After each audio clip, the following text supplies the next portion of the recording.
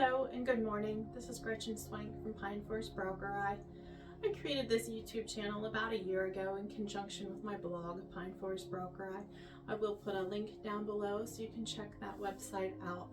I haven't been very active here on this YouTube channel. I have, however, been very active on my blog, which is a good testament to my journey and evolution through my Braucherei studies. And I would like to be more active here on the YouTube channel as well. So I'd like to speak with you just for a moment. I am of Pennsylvania Dutch descent on both sides of my family, and I am very proud of the culture and heritage that the Pennsylvania Dutch people bring to Pennsylvania, and how we color the landscape with the food and the folk practices and the art in which we enrich this landscape with because of our heavy settlement here. And in particular, I'm very proud of Braucherei and Hexerei that we brought over with us from the Palatinate when we settled here, that continues to thrive today. Now, I first learned about Braucherei back in about 2010, 2011. I learned that it existed in my family, and I was just starving to learn as much as I could about it. I was a natural healer myself, and was already practicing in the healing arts, and was just really feeling a pull, a really strong intuitive connection to Braucherei. Of course, studies were done historically back then. There was a lot published online from an academic standpoint, and some books were out there about the subject. I did read all that I could about it. I just really could not find a teacher to teach me. I figured it was probably a dead practice.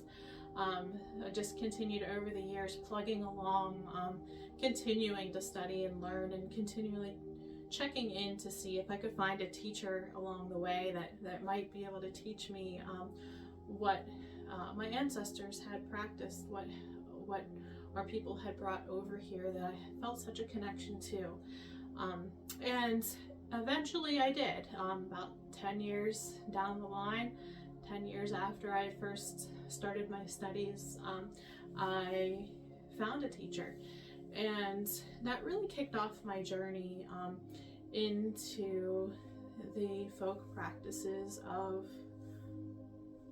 my people, of the Pennsylvania Dutch people, of the people I am so proud to be part of. And I couldn't be happier. I haven't felt more grounded or rooted since my studies have begun. It's been a little bit of ups and downs. There's a very strong takeaway here so far along my journey of learning Braucherei and Hexerei, and that is, it can't be rushed. It's not a practice that you can learn in several weeks or even over the course of a year very quickly. That's not what it's about. It's a lifetime commitment. It's a lifetime practice. So it's not something you just open a book and be like, okay, I'm going to become a quote-unquote powwower today, or a Braucherei or practitioner, or a Braucherin or a Braucher or a hex today. That's not something that you do. It's something that you are. It's something that you plug into. It's something that you feel called to do. It's a calling in this lifetime, and that when you join the flow of study to become a Braucher, a Braucherin, or a hex, it's joining that flow of commitment that is part of what our ancestors was part of, and a part of something that will be moving forward as part of the movement of our culture forward. So it's not a quick, like, oh, let's just study this and get it done, and then we are what we are. That's not what it's about. And that can come with a lot of pitfalls if you take that type of approach.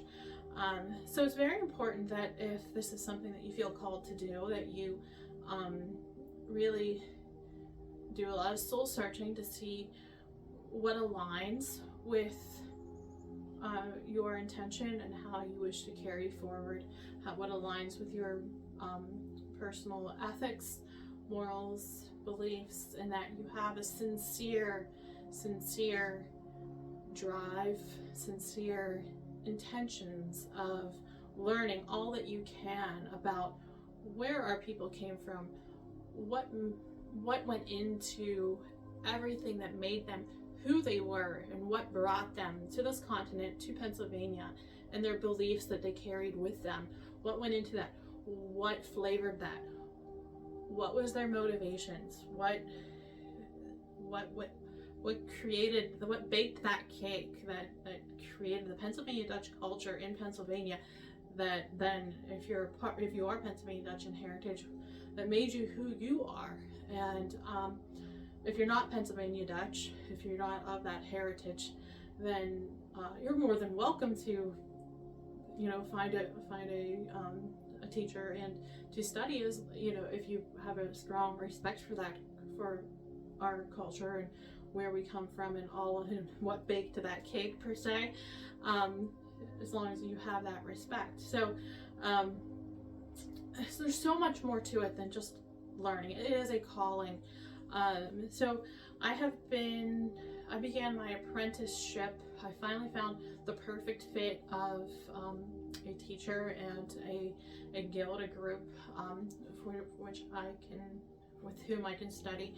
I began my apprenticeship with the Orglava Guild of Braucherei and Hexerei practitioners last summer, and so I'm in my first year apprenticeship. I say first year because there is a second year, a third year, and a lifetime of learning. So there's always something to learn, and if at any point we feel like we know it all, this practice isn't for us, because our ancestors certainly never felt that they knew it all. They were always lifetime students. They were always endeavoring to learn more and to evolve. And this is about evolution. This is about movement forward. We're talking about healing. We're talking about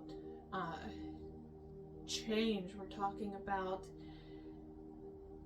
movement. We're talking about spiritual things that can't just be learned in a book and put a stamp on it.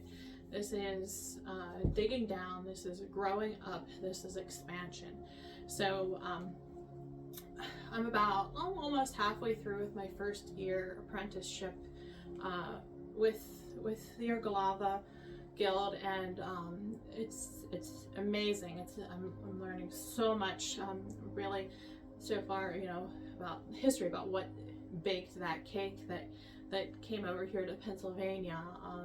Solid historical facts about people, about culture, about religion, and it's really something that I couldn't have asked for more. And I really feel like my education and my journey began in 2010, 2011, when I first found very scant resources available to me, and I never gave up. I never stopped learning. I never stopped searching.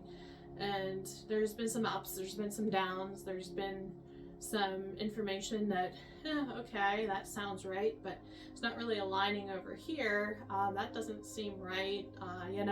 Okay, that sounds cool, but so it's been kind of like pulling information from here and there, from different teachers or resources along the way, until I found the perfect fit for me. But that's really about what the journey with Braucherei and Hexerei is really about within our culture and with our people. Is that continual search, that continual evolution, and that continual journey.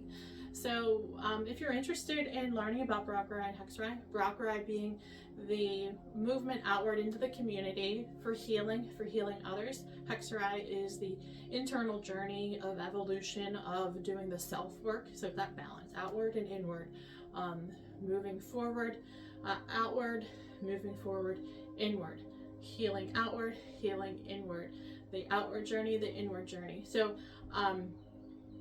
if you're really interested in Braucherei and Hexerei studies, Orglava is a wonderful guild and resource, and we have a lot of information out there. Robert Shriver is the founder of the group, and there's some wonderful elders in the group who have been huge supports for me on my journey, and it's just I couldn't find a more open group, a more accepting group, a group that accepts whoever you are, however you show up, however your soul presents, as long as you have an endeavor to learn and to grow and to promote the Pennsylvania Dutch people and our culture in the most respectful way, with an intent to grow. This isn't about preservation of our culture. This is about moving our culture forward. This is about evolving, about making us better.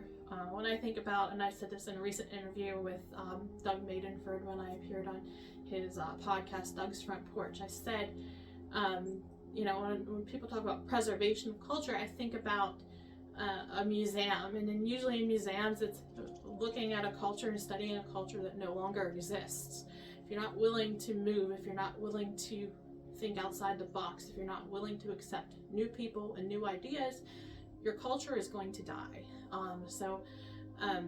This is about looking back with utmost respect about where we came from, pulling all of those traditions, pulling all of those ideas, all of that everything that baked that cake, and then maybe putting some new frosting on, maybe taking new ideas of the cultural landscape that we live in now, the way it's changing, and integrating that in so our culture can stay alive.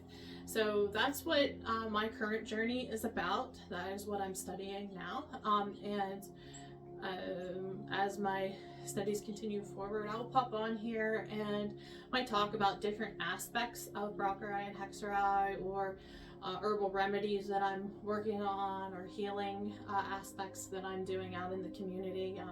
I do a lot of healing work in the community right now, and I do a lot of herbalism and things within my home. So I might pop on here to talk about that, and there's a lot on my blog about that kind of stuff as well. But what I won't do, I won't give away just, you know, charms and things like that.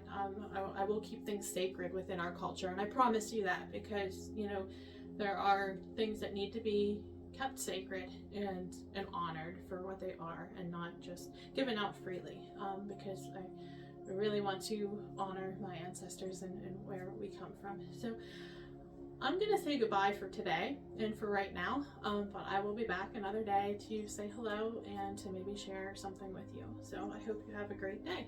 A happy Sunday. Thank you.